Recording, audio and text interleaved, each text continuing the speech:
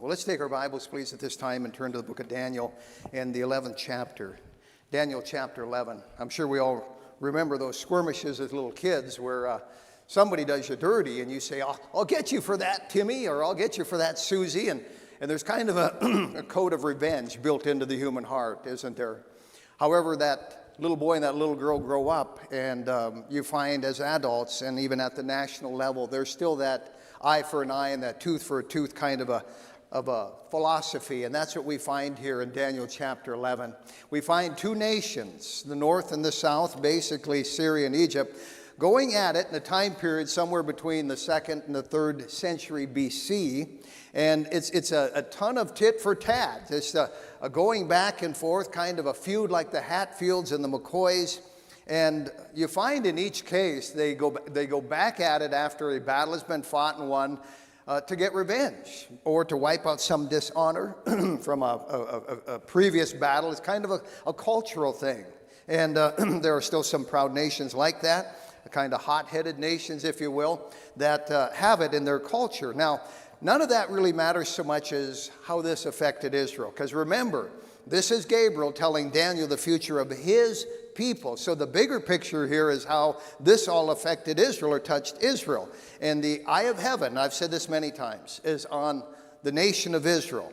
Now, we find here in chapter 11, I think somewhere around 45 verses, and so we've got a ways to go, but chapter 12 is short. Chapter 11 is the heaviest prophecy chapter of the whole book. In fact, one of the heaviest prophecy chapters in the whole Bible. And we find here really some things that are written in riddles. I'll just be honest with you. There is no way Daniel understood what Gabriel was telling him here. And unless somehow I'm wrong, we get to heaven and he says, no, God was showing it to me as Gabriel gave it to me. But I'm picturing this 90-some-year-old man there. He's scratching his head. And the angel is telling him about some things that are going to befall his people. And Daniel just couldn't begin to plug in the names of these people like we are doing. We know exactly who it's talking about here with incredible detail, but how is it that we understand it and Daniel didn't? Well, you've heard the old expression, hindsight is 20/20. We can look back and, okay, we can plug in the names now, and it's easy to figure out this puzzle. So this wasn't really written for Daniel. If you think about it, who was this written for? Well, Daniel went to his grave scratching his head, I think, about this. This was written for our benefit, for our knowledge and our learning, that we might believe and that our faith might be enhanced. I read in 1 Corinthians 10:11, now these things are written for our admonition upon whom the ends of the world are come. Do you think you're living in the end times? I do. So I think God put this in here for us, and God foretold all of this stuff that was going to happen 200-300 years later for our benefit so that we could see how the Bible works and that we could trust our Bible. And we would have a faith built on the Bible, because if God said it would happen, and it did, then we can look at some things yet to happen and say, well, you know, if it happened before, it'll happen again. So we also find that this helps us to believe things like the rapture, the tribulation period, the millennial kingdom, a mansion in heaven. You know, we read those things and go, wow, that's kind of far-fetched. But no, there's no question about it. That's how specific and accurate the Bible is. By the way, as we study this, we also find God's style in giving prophecy, the wording of things and the symbolic things that are used there to help us to understand stuff. And so there's a lot of benefit to see how accurate the Bible is and how specific the Bible is. You know, Christ said this in Matthew 5, for verily I say unto you, till heaven and earth pass, one jot or one tittle shall in no wise pass from the law, till all be fulfilled. And so I'm going to tell you right up front, God writes in riddles here in chapter 11. And you say, why doesn't he just spell it out plainly? So that we'll dig it out, so that we'll study, right? Doesn't the Bible also say, study to show thyself approved unto God, a workman that needeth not to be ashamed, rightly dividing the word of truth? And so God wants us to be interested in him and seek it out and be curious about this. We're curious by nature, aren't we? I mean, we have everything right here at our fingertips. I don't know about you. I'm always asking questions and learning stuff and figuring things out. And I'm curious by nature. And I think there's no greater curiosity than this book, because God is interesting. God is limitless. God is inexhaustible. And I think when we investigate the things of God, it's pleasing unto him. And so let's do that here, shall we? We've looked at the Ptolemies, we've looked at the Seleucuses, we've looked at the Antiochuses, and we've looked at the Bernices and covered a lot of new names here. Now we're coming up to the name Cleopatra. Now that resonates with you, but I'll just tell you right up front, it's not the one you're thinking about, all right? It's not Liz Taylor. No, just kidding. It's not the one that was actually, just a few decades prior to the time of Christ. Get the time period here. We're about 200 years before that time. And there were several Cleopatras at that time. And so we pick it up in verse 11. We're going to actually read to verse 20, and I'm hoping to cover that much today. It's a lot. But in verse number 11, it says, "And the king of the south," and that's Ptolemy the fourth, "shall be moved with choler or anger," hot under the collar, remember, "and shall come forth and fight with him, even with the king of the north." Now that's Antiochus III, and he's the guy we're going to be talking about the most today. It says, "And he," that is the king of Syria, Antiochus III, "shall set forth a great multitude, but the multitude shall be given into his," that is Ptolemy the fourth's, "hand." So Egypt's going to win this battle. "And when he," that is Ptolemy the fourth, Philopater, "hath taken away the multitude, his heart shall be lifted up, and he shall cast down many 10,000s, but he shall not be strengthened by it. For the king of the north shall return, and shall set forth a multitude greater than the former, and shall certainly come after certain years with a great army and with much riches. And in those times there shall many stand up against the king of the south. Also the robbers of thy people shall exalt themselves to exalt or establish the vision, but they shall fall." That was a parenthetical verse that took place during that time. I explained that last time. So really you leapfrog from verse 13 to verse 15. "So the king of the north shall come and cast up a mount and take the most fenced cities, and the arms of the south shall not withstand, neither his chosen people, neither shall there be any strength to withstand. But he," that's Antiochus, "that cometh against him," that's Ptolemy, "shall do according to his own will, and none shall stand before him, and he shall stand in the glorious land," what do you think that is? "Which by his hand shall be consumed. He," Antiochus III, "shall also set his face to enter into the strength of his whole kingdom, and upright ones with him. Thus shall he do, and he shall give him," that's Ptolemy the fifth, more about that guy in a moment, "the daughter of women," that's Cleopatra, "corrupting her, but she shall not stand on his side, neither before him. After this he," still Antiochus III, "shall he turn his face unto the isles, and shall take many, but a prince for his own behalf." Now we're starting to see Rome. "Shall cause the reproach offered by him to cease. Without his own reproach, he shall cause it to turn upon him. Then he shall turn his face toward the fort of his own land, but he shall stumble and fall and not be found." Here's where we're going to stop. "Then shall stand up in his estate a raiser of taxes and the glory of the kingdom. But within few days he shall be destroyed, neither in anger nor in battle." Now, I hope we get through all this, but let's just back up here. Ptolemy IV had won the last battle. He was the playboy. We talked about him.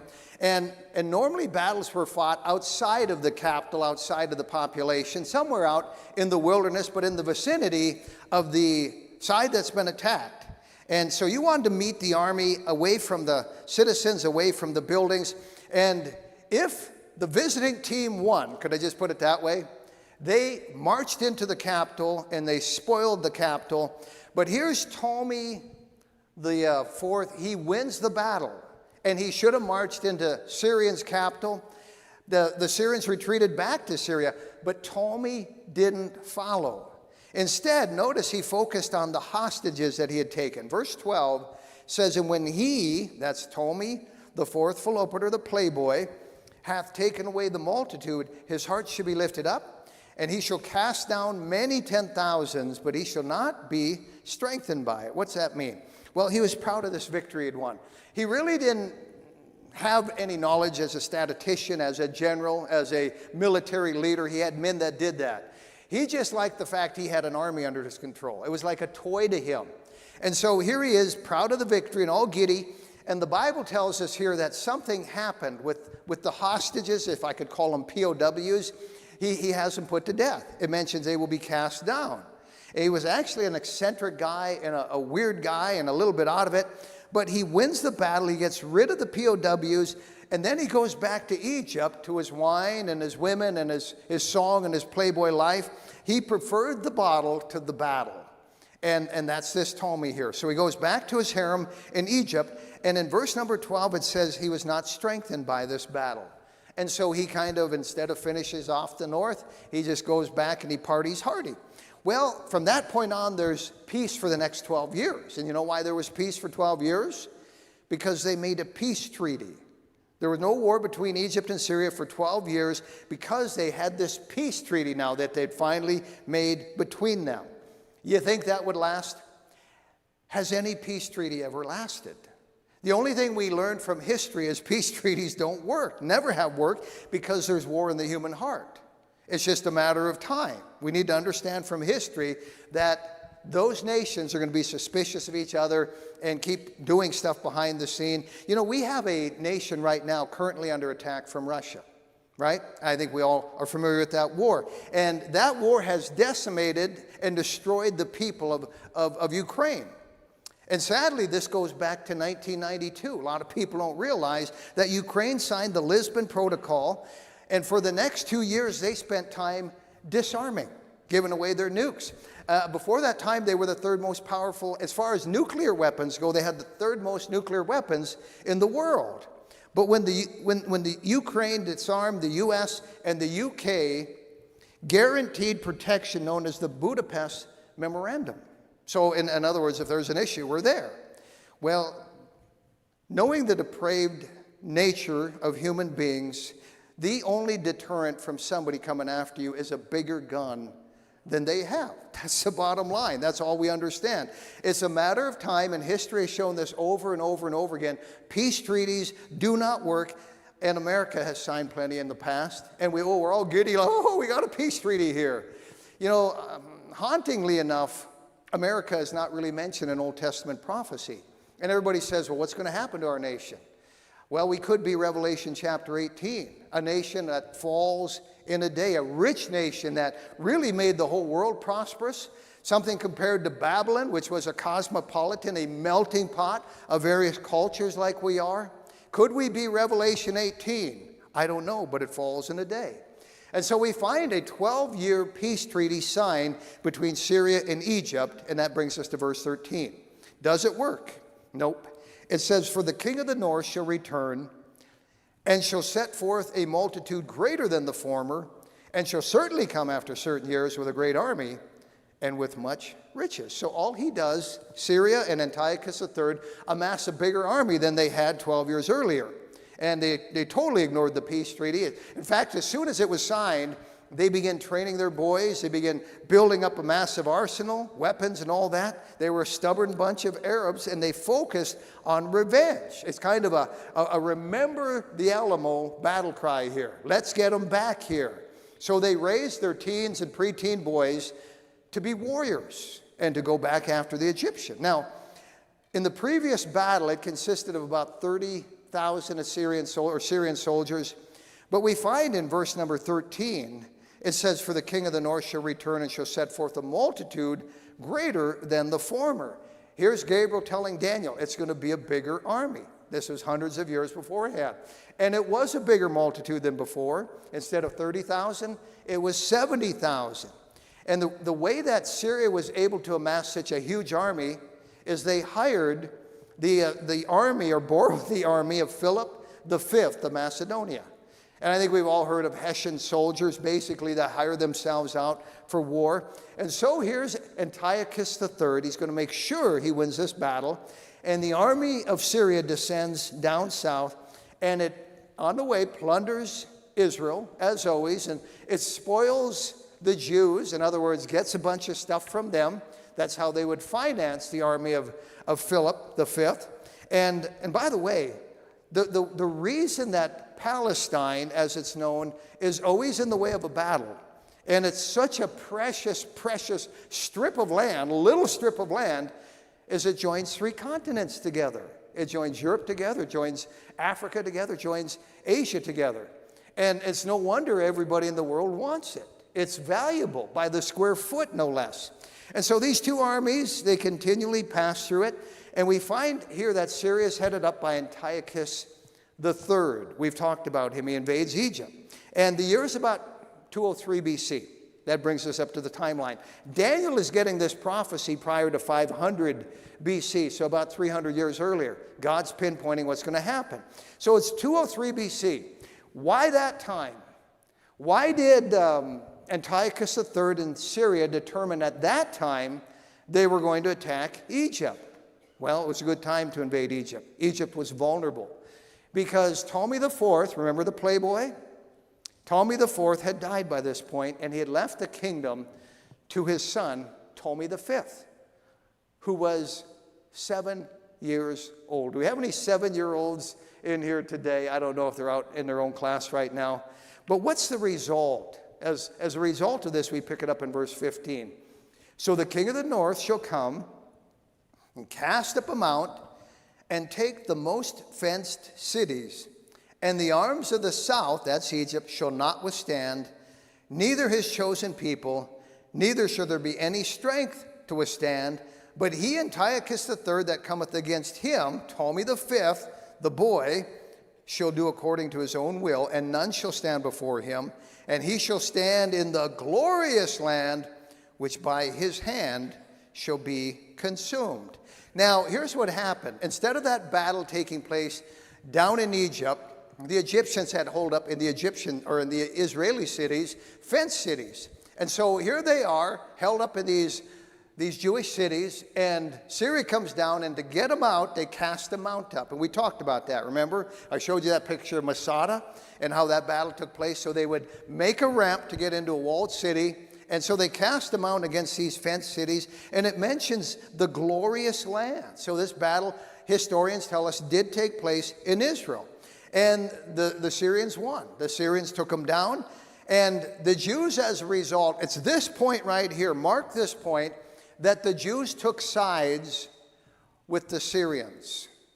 That would be a fatal mistake. Notice in verse number 17, it says, he, that is Antiochus III, shall also set his face to enter with the strength of his whole kingdom, and upright ones with him. That's speaking of the Jews. That's some of that terminology I mentioned. They're going to side with him.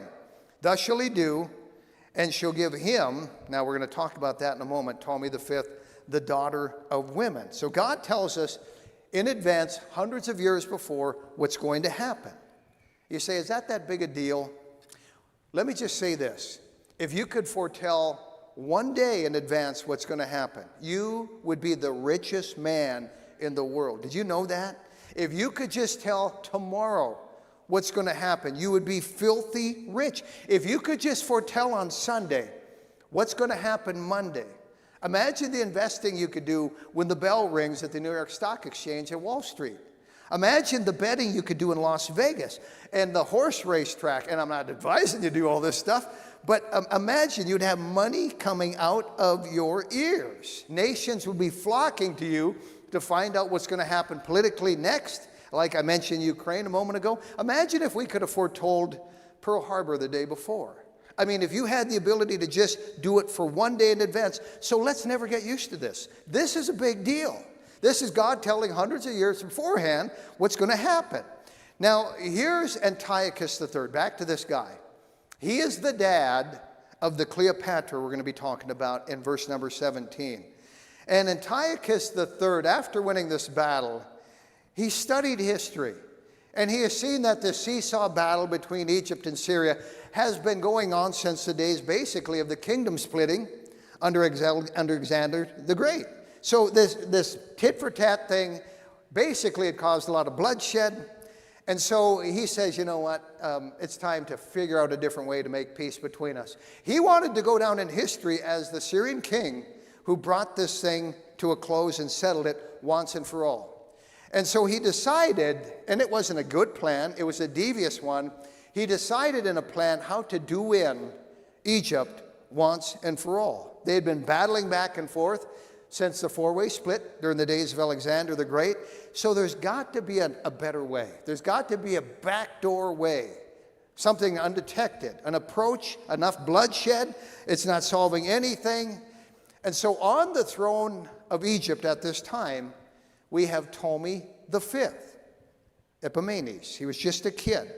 Now in verse 17, it says, he, Antiochus III, shall also set his face to enter with the strength of his whole kingdom, and upright ones with him. Thus shall he do, and he shall give him, Ptolemy the fifth, the daughter of women, Cleopatra, corrupting her. Now we'll talk about that. First of all, we find the upright ones mentioned in verse 17. And by the way, if you haven't caught this yet, Gabriel has a way of using colloquial terms here to describe the Jewish people. They're the upright ones, they're the righteous ones, they're the holy ones. They are it's a glorious land, the chosen people, the pleasant land. And so we find these terms, and they mean the Jews and Israel. So they're called here the upright ones, and verse 17 tells us they throw their hat in with Antiochus III. Now the year is 198 BC. We're about 200 years before the birth of Jesus Christ. Verse 17 mentions he, Antiochus the Great, the third. It says, he also shall set his face to enter with the strength of his whole kingdom, and upright ones with him. Thus shall he do, and he, that's Antiochus the third, shall give him, that's Ptolemy the fifth, the daughter of women. This is Cleopatra. It's another arranged marriage between a 7-year-old Cleopatra, and at this point, a 7-year-old Ptolemy the fifth. But notice those words, corrupting her. History tells us he had corrupted his daughter, made her devious and diabolical, and coached her. And by the way, even the ungodly crowd out there today knows that youth is the best time to cement in the mind of a young person some philosophy, be it good or bad. I mean, they figured that out. So you have two children, 7 years old, and the Syrian king Antiochus III had trained his daughter Cleopatra to go down to Egypt with a plan. It speaks of him corrupting her, and it's true historically. She was to be deceitful. She was to take in this young man. And by the way, they didn't marry at 7. They waited until they're 12. That's a whole lot better, right? To get married, according to historians. But we find out here she's going to take this man as her husband or boy, and take the kingdom over eventually and hand it to her dad. Now, she's called here the daughter of women. That's a term of eminence here. We would say the first lady. All right, she's going to become the first lady of Egypt. And we find here that Antiochus III intended to use his own daughter down in Egypt to solidify his political clout and bring the whole kingdom to him. She was to grow up, establish herself as queen, and bump off her husband. Basically, poison him, and we saw Laodicea did that not too long ago, and then to seize control of the kingdom. Imagine raising a young girl for a mission like that. I mean, could I just see my granddaughter being groomed along for a mission like that in life? I mean, it's hard to fathom. But that's exactly what went on historically, and the Bible tells us it would be coming. However, the plan backfired. Did you catch that in verse number 17? It mentions, notice the word, thus shall he do, in the middle of the verse. And he shall give him, Ptolemy the boy king, the fifth, the daughter of women, Cleopatra, corrupting her, but she shall not stand on his side, neither be for him. What's that talking about? Well, here's what happened. Cleopatra didn't follow through with the plan. She must have taken a liking to this boy. Puppy love, call it what you want, but as they grew up, the boy won her heart, and she said, I'm not going to do him dirty here. And so she decided to be loyal to her Egyptian husband instead of her devious dad. And by the way, no honor among thieves, is there? I mean, what do you expect from evil people? Have you ever thought what it would be like to be in the mafia and always looking over your shoulder and worried about whether your best friend will take you down? You just never know. And it goes on in the mafia. And in the mafia, God forbid, you're a stool pigeon. I heard of somebody who was caught in the mafia and started to rat on the rest of his buddies. And they call somebody like that a canary when they start singing. And so anyway, this guy turned in his buddies and they were to go to trial. And they had to, of course, hide the witness. And they thought they had him hidden. They had him on the 7th floor of a skyscraper in New York. And somehow the mafia found out about it. And they got in there, they overpowered the guard and threw the guy out the 7th floor. And afterwards they quipped, he was the canary who could sing, but he couldn't fly. And you go, oh, that is rough. And they are rough. There is no honor among thieves. We find here that Cleopatra does her dad dirty. And that's not the first time it's happened. So the wedding took place in 193 BC. And both of these kids at this point are 12 years of age. She's the daughter of women. She's the first lady, the royal princess. And she was introduced to all this deceit at a very early age by all people, her own dad. Children are very moldable, for good or bad. Remember that. You know, there are 12-year-olds in gangs that are so hardened. They are privy to murders, execution style, because at that point they've been molded that way in inner cities someplace. It's horrible. At a time when children should be playing with sandlot ball and things like that, they're committing murder. I am so glad my grandkids live in a different world, and the kids here at our church live in a different world. Well, here's Cleopatra, and she's deceitful, she's greedy, she's the pits. She's the opposite of a Christian girl. And by the way, true beauty is in the heart. It's in the heart. So here's Antiochus III. He sacrifices the moral fiber and the character of his daughter, but it backfires. It backfires. Well, Antiochus III never got Egypt, but he did take Israel. Remember that. Israel sided with him, threw their hat into their corner, and mainly because they still resented Egypt. Remember what was brewing in their heart after hundreds of years. They had been slaves in Egypt all that time, and so now they side with the Syrians, but it is going to backfire because it would be a Syrian king, and he's coming up next, who would become the greatest Old Testament enemy of the Jews. In fact, probably the greatest persecutor of the Jews, along with a Hitler, and along with the Antichrist. Now, how's this going to play out? Well, in verse number 18, it says, after this shall he, that is Antiochus III still, turn his face unto the isles. You can write the word Aegean isles there in your margin if you want, and shall take many. He's taken more property, those Aegean isles.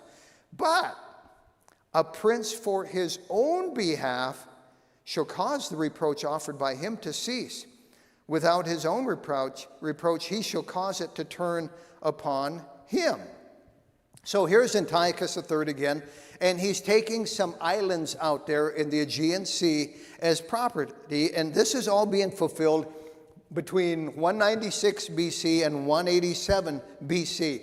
In 197 BC, Antiochus III wanted to extend his influence, his land, and so he started a fight to conquer the islands of the Aegean Sea along the coast of Asia Minor. At this time, they were under Roman control. Now let's back up. You remember the image of Nebuchadnezzar there? The head was of gold, Babylonian kingdom. We find the chest of silver. That is the Medo-Persian kingdom. We find the midsection, midriff area there of brass. That's Greece. And then we find, of course, that's split up, but we find the legs of iron representing the Roman Empire. And those feet that are partly of iron and clay, that's the revived Roman Empire yet to come during the tribulation period. So we know this. We know eventually Rome is going to have to come on the scene and take over. Well, at this time, roughly about 175 to 200 BC, Rome is just starting to rise up, flex its muscles. And by the time of Christ, who's in control? Rome, squarely. Who crucified Jesus Christ? It was the Romans. This is the beginning of that. So right around 200 BC, you've got Rome flexing its muscles, coming up the ranks. And while Syria and Egypt have been fighting back and forth, Guess who's building a military machine behind the scenes over in Italy? Goes totally under the radar here. And in verse number 18, it says, "And after this, Antiochus III shall turn his face into the Aegean Isles, and shall take many, that is, of those isles, but a prince for his own behalf." Now, who's this? This is a Roman general by the name of Lucius Scipio Agiaticus. Let's just call him Skippy, all right? No. But Scipio here, the one mentioned in verse number 18, is the prince on his own behalf. And he was quite a naval commander. I mean, great battle in that Aegean area was fought against Antiochus III. And Rome soundly defeats the Syrian navy here. And in return, we find that Antiochus III has to give back these Aegean islands and some Asiatic territory. It was humiliating. In fact, he brought great reproach upon himself. That's what's mentioned in verse number 18. It mentions reproach. Antiochus III had 300 warships, according to historians. And we find that when the battle took place, Rome attacked and sank most of them. They decimated the Syrians, and a lot of lives were lost. It was a humiliating blow, but it didn't stop there. This is what happened. Antiochus III had to surrender, and he had to submit to the terms of Rome. He was called to Rome. This is the dad of Cleopatra. He was called to Rome, and Livy the historian tells us that Rome dealt with Antiochus III very, very harshly. They took away a bunch of land from him. Much of western Turkey that surrounded Hannibal. There was a lot of other humiliating terms, including a settlement for a lot of money. Something like 15,000 talents of something. It was a huge sum of money. It was more than the Syrians could come up with. Plus, there were some yearly payments that had to be made. So here we find Antiochus III called to Rome, stand before the tribunal, and he's told, you've got to give us this much money and make installments every year. And to make sure that happened, Rome demanded that 20 relatives of Antiochus III come to Rome and be held hostage there in Rome until the debt was paid. Well, guess who one of them was? This is where it all connects. One of those hostages is Antiochus Epiphanes III. More about him in a moment. But Antiochus IV, the son of Antiochus III, Antiochus IV Epiphanes. When I say Antiochus Epiphanes, you can almost hear that dun-dun-dun music, you know what I mean by that? He's such an evil man. And we're going to be talking loads about him. And really, you almost want to wince when you hear his name. You'll understand the weeks to come. But this is the beginning of the rise of the greatest persecutor of the Jews in the Bible. And next to Hitler and the Antichrist, his life parallels that of the Antichrist so much that he in the Bible is a type or a picture of the Antichrist. So we find in verse 18, after this, Antiochus III shall turn his face toward the isles, and shall take many, but a prince for his own behalf, that is that Scipio general, shall cause the reproach offered by him to cease. Without his own reproach, he shall cause it to turn upon him. That's exactly what happened. So Antiochus III returns back to Syria, defeated, humiliated, huge debt to pay. And he has to send some VIPs back to Rome as hostages until the debt is paid. Well, he's desperate to pay. And he hasn't got the money to pay it. So he goes into the heathen temples there of the north or Syria, and he starts plundering those heathen temples, taking that gold, taking that silver, taking things of value. And notice in verse number 19, it says, then he shall turn his face toward the fort of his own land. Now we're going to stop right there and see what happened. He's looting these temples. They're called forts because they basically were built of rock, solid rock, just like the Jewish temple, of his own land. And in order to pay the huge war debt, he's plundering a pagan temple of Baal in Syria when he's murdered. He is stabbed in the back by a guy named Elymas. And in verse number 19, it foretells that. Then he shall turn his face toward the fort of his own land, but he shall stumble and fall and not be found. Gabriel's telling this to Daniel 300 years earlier. And by the way, that's longer than we've been a nation. I mean, that's how long that, since our independence, all right? So Antiochus III is murdered, plundering his own temples. And here's his fate, by the way, written in the Bible. Only he didn't know that was him. It was written long before he was born. I mean, if he could have known that, he could have just said, okay, that's me. But here's his fate, and if he could only deciphered it, maybe he'd have done something different. So what follows? Well, very interesting, and we'll close with verse 20 here. Brings us to about 187 to 185 BC. It says, then shall stand up in his estate, that is Antiochus III, a raiser of taxes. Wonder why he had to raise taxes. In the glory of the kingdom, but within few days he shall be destroyed, neither in anger nor in battle. So here's what happened. Antiochus III dies robbing his own pagan temples there in Syria. He leaves behind 2 sons and 1 daughter. Remember her name? Cleopatra. All right? We're going to forget her for now and focus on the 2 sons. One of them is Antiochus Epiphanes IV. He's in Rome as a hostage, right? He's in captivity. But Antiochus III had another son who is known as Seleucus IV Philopator. And he's the one mentioned in verse 20 who's going to be a raiser of taxes. Why did he have to raise taxes? What do you think? Because of that war debt to Rome. So Seleucus turned to the people who had the money to get the money. Guess who they were? The Jews. God's people, chosen people, the Jews, have had a special gift that really goes back to the days of Abraham. And you take this any way you want, but it was Jewish people even that financed the American Revolution. A lot of people don't even know this. Guys like Chaim Solomon, who was a wealthy, wealthy Jewish man who sided with us against the British and died broke as a result of it. It could be much of the freedoms we've enjoyed in this country are due to guys like Chaim Solomon. And so here we find the people, and there's countless stories of this little fraction of people who have prospered monetarily. And here's the Jews. They had the money there, and Seleucus IV goes after that Jewish money. And that's why it says in verse 20, then shall stand up in his estate a raiser of taxes in the glory of the kingdom. That's another expression for Israel. It's a hint. Gabriel's talking to Daniel here. And so here's Israel. They've swung their support from Egypt over to Syria, and now it backfires. And they're heavily taxed. And here's Syria. They need these installment payments, 1,000 talents every year for 12 years. And historians tell us that they had done this for 11 years and had 1 payment left. That balloon payment, we would call it here, right? Have you ever been there? Oh, I got 1 payment left. But there was just no money left. And so we find here that Seleucus IV does something very desperate. And it backfires. And it costs him his life.